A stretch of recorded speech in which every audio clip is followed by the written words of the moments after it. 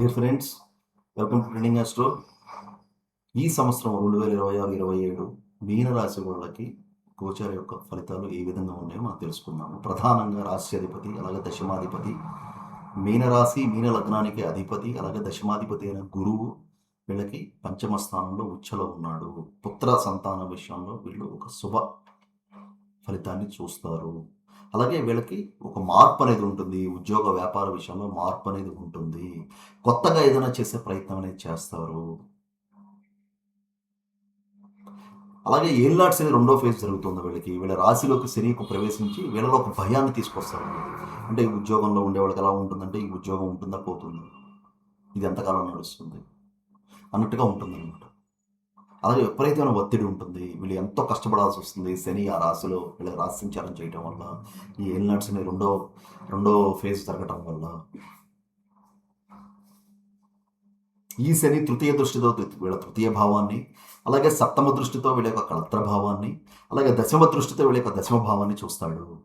దానివల్ల ఉద్యోగంలో చికాకులు, కళత్రం విషయంలో ఆందోళనలు, వివాహం కాని వాళ్ళకు వివాహం లేట్ అవ్వటము, పార్ట్నర్ని నిర్ణయించుకునే విషయంలో కొన్ని ఇబ్బందులు.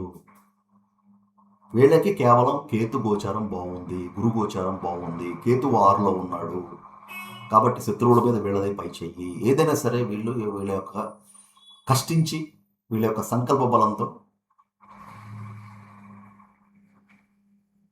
అభివృద్ధిని చూస్తారు. అలాగే కేతు 6లో ఉండటం వల్ల వీళ్ళకి రికగ్నైషన్ ఉండటము, వృత్తి వ్యాపారాల్లో ఉండే వాళ్ళకి అనుకూలత,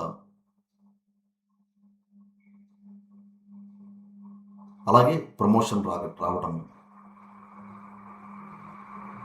అంటే కేతువు యొక్క గోచారం వీళ్ళకి అనుకూలంగా ఉంది. కేతువు ఆయన స్వనక్షత్ర మఖా నక్షత్రంలో 6వ స్థానంలో ఉన్నాడు. ఆయన రాజయోగ కారకుడయ్యాడు. షష్ఠే విత్తదాత్రే అన్నారు కేతువుని. ఆయన డబ్బు ఎప్పుడు ఇస్తూ ఉంటాడు, డబ్బుకి కొద ఉండదు. కథ వీళ్ళలో ఎప్పుడు లేని ఒక భయం ఉంటుంది. ఉద్యోగం చేసేవాళ్ళు మనశ్శాంతిగా ఉండకపోవచ్చు ఈ టైంలో. ఒకటి ఏలినాటి శని ప్రభావం.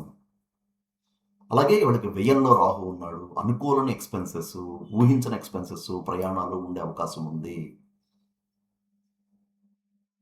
అలాగే వీళ్ళు ఎంఎన్సీ కంపెనీల్లో, ఫార్మా కంపెనీల్లో, ప్రైవేట్ కంపెనీల్లో పనిచేసే వాళ్ళు అయితే ఉద్యోగాన్ని మార్పు, ఉద్యోగ బదిలీ, ట్రాన్స్ఫర్ అవ్వటం, అలాగే దూర ప్రయాణాలు చేసే పరిస్థితులు రావడం, ఫారిన్ ప్లేస్కి వెళ్ళటము కాంట్రాక్ట్ మీద, ఈ యొక్క పనిలో రాహు తీసుకొచ్చే అవకాశం ఉంది. అలాగే ఈ 12లో రాహు లాస్ను కూడా చూపిస్తున్నాడు.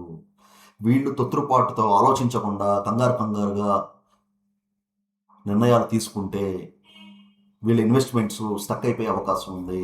అలాగే వీళ్ళు డబ్బుని నష్టాన్ని చూసే అవకాశం ఉంది. కొంతమంది వీళ్ళకి వల వేసి పలానా చోట మీరు ఇన్వెస్ట్ చేయండి, మేము ఎంత ఇస్తాము అని చెప్పే అవకాశం ఉంది. వేయంలో రాహు సంచారం, అలాగే రాశిలో శని సంచారం, ఏలినాటి శని సంచారం వల్ల ఈ విషయంలో వీళ్ళు జాగ్రత్తగా ఉండాలి. పంచమ గురువు బాగుంది, వీళ్ళ బ్రెయిన్ కరెక్ట్గా పనిచేస్తుంది. 6లో కేతు కూడా బాగున్నాడు. ప్రత్యేకంగా గురు మహాదశ, గురు అంతర్దశ ఉన్న వాళ్ళకి ఇంకా మంచి రిజల్ట్స్ ఉంటాయి ఈ యొక్క గురు గోచారం కర్కాటకంలో ఉండటం వల్ల. అలాగే కేతు మహాదశ, కేతు అంతర్దశ నడిచే వాళ్ళకు కూడా చాలా మంచి టైం. ఎందుకంటే కేతు గోచారంలో 6లో ఉన్నాడు వీళ్ళకి. శని మహాదశ, శని అంతర్దశ నడిచేవాళ్ళు చాలా ఒత్తిడిని ఫేస్ చేస్తారు.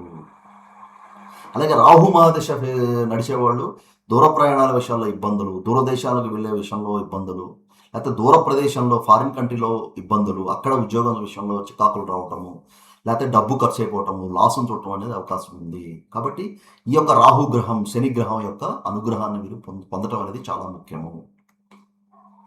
డియర్ ఫ్రెండ్స్, ఇది నా అనాలిసిస్. మీనరాశి వాళ్ళకి ఎలా ఉందన్నది మీకు నచ్చితే లైక్ చేయండి, అలాగే సబ్స్క్రైబ్ చేయండి నా ఛానల్కి. Thank you very much.